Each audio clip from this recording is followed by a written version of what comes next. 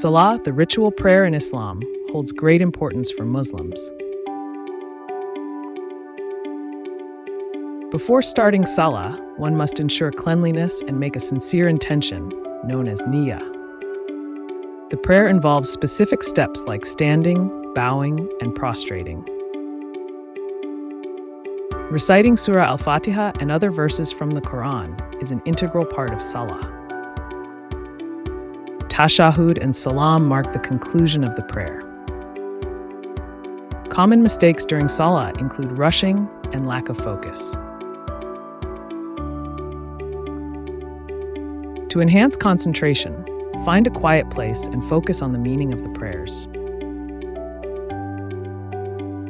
Praying on time is highly encouraged in Islam.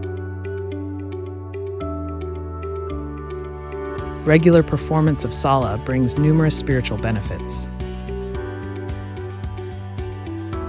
In conclusion, remember the spiritual rewards that come with fulfilling the obligation of Salah.